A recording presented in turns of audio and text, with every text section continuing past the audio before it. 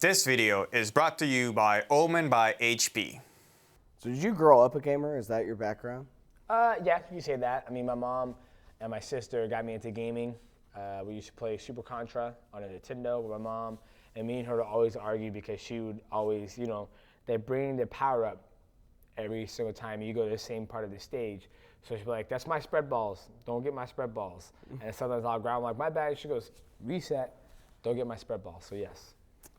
All right, so I'm really curious about this because I talk to a lot of athletes who play a lot of games. Are you one of the guys that has the system that opens up and there's a screen and a PlayStation mounted in it? Have you seen that? You're talking about the gaming cases, right? Yeah.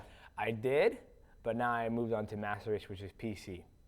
So gaming laptop, is that in the travel bag now? Yep, gaming laptop or Nice. the PC. So you're wearing a World of Warcraft arena shirt. Yep. We were talking about World of Warcraft earlier. Yep. What's your history with WoW?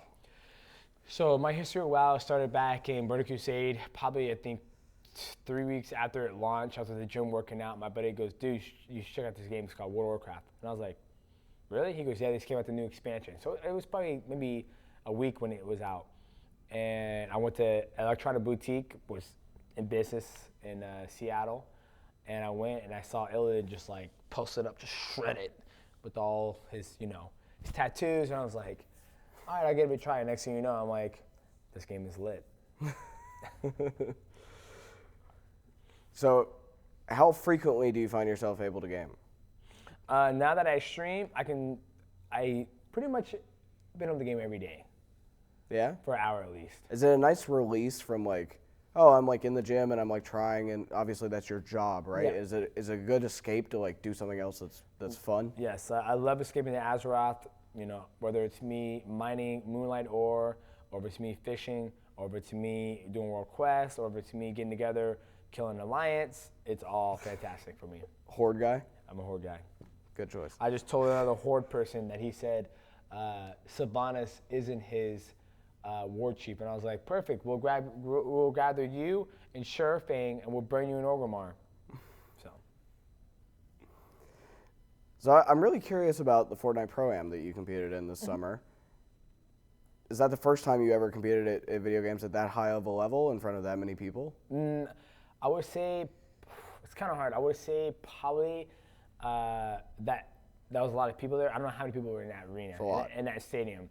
I think after that, the next one would probably be H1Z1. So I'm competing with the best.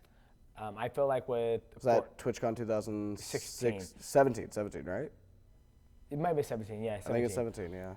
I feel like the H1Z1 was more competitive because I felt there's a handful of guys who can actually build, and H1Z1's all on the same platform. Back then, everybody was on mouse and keyboard. So the guys who played on console on Fortnite, I felt like they had more of an advantage than the guys who played on mouse and keyboard.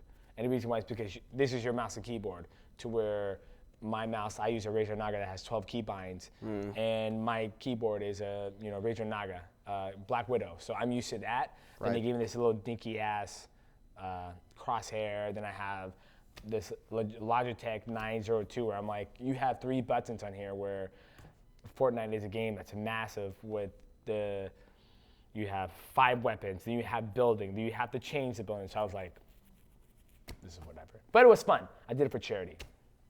So that tournament, being on that big of a stage, how did that compare to going into a UFC fight for you? Oh, being on a UFC fight is way bigger and way harder. Just because, 1, you're actually physically in the fight with somebody. 2, right. 2, it's a little different. Like I said, I guess you say I was out of my comfort zone in there because I didn't have my setup that I like.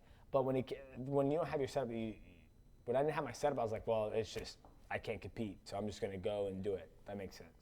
So it's a little bit different. Like, it's almost like when I'm doing the whole gaming thing and I can't use what I'm used to playing with, then it's like, there's no way I'm going to be able to compete. When I'm fighting, it's like, I'm training for it, I know I'm going to I can use whatever I have going in there, and I can do it. Were you nervous going up on that Fortnite stage at all? No, God. No? Just having fun? Just having fun. I mean, the only time I got nervous is when Go Tiger was like, okay, here it is. And I'm like, I can't build with this. I can't build, so I'm going to shoot. Pew, pew, pew, pew, pew. There were a lot of athletes there. Yep. There were a lot of high-level athletes, both in your sport, people like Sean O'Malley, Yep. but also across other sports. Paul George, Kenneth Reed, all these others, right? And all on console. Going. I was going to say, you've been in gaming for a while. You've kind of seen it grown into more of a cultural acceptance. Mm-hmm. What is it like seeing all these athletes a little bit younger than you kind of, make it a big part of their daily life? And how do you think that's changing sports? I think it's awesome. Let's start there. I think it's awesome. I think them changing the stereotype of athletes in gaming is good. I think a lot of athletes, so many of us out there who game behind closed door, but I think now with Fortnite's a big thing. It's transcending on every single platform. You got people who are talk shows doing the dances. You got people probably in the club nowadays doing Fortnite dances. Yeah. So I think with that, it's helping it transcend. Typically, Fortnite is a little bit easier for people to get in. For a game like World of Warcraft, I haven't seen a lot of big time pro athletes like, yeah, man, I play WoW. I mean, they might play WoW, but there's probably some levels of how hardcore they are into it. So where do you think that goes, right? Where do you think esports can go? How big do you think it can be? I mean, esports it's an uptrend. It's the fastest growing sport. At one point, mixed martial arts was the growing fastest sport. Yep. But now I think esport is. And the reason why esport is because, one, there's a big umbrella that houses so many different games. It's not just one thing. You look at, mixed martial arts, it's just fighting. Then you have karate, you have, shoot boxing, Muay Thai, and et cetera, et cetera, et cetera. But with esports, you have StarCraft, World of Warcraft, Hearthstone, Heroes of the Storm, then you have Black Ops, you have Gears of War, and the games just go on. As long as the community accepts it, then it could be in esports. And so who knows what new games they're going to come out with that are accepted by the community, and who knows how much viewership they get with that. Boom, you got a brand new game. Boom, you got brand new teams. Boom, you got more sponsorships. Boom, you got more ad dollars. And just keep going up and up and up and up. Do you see a world where it can be bigger than all these other traditional sports? I can see a world to where it can be have the most views than those sports, and that could translate over being bigger than those sports. It's possible. I mean, gaming speaks to all languages, right? I mean, Yep. There's Korea. You get people who are going to college for StarCraft or getting scholarships to compete in StarCraft. That's not going to happen in the U.S., but Well, it is a little bit. you think so? It already is, yeah. There are people, something like 158 schools in the U.S. with esports programs now. Wow. Did With not know scholarship that. opportunities, yeah. Did not know it's that. growing. That's crazy. That is absolutely crazy. I don't know that, I mean, it's good, but that's crazy. Yeah, it's definitely, as someone who's followed along both MMA and also esports, it's, to me, it's incredible to see how both of them are skyrocketing and constantly getting interest. Yeah.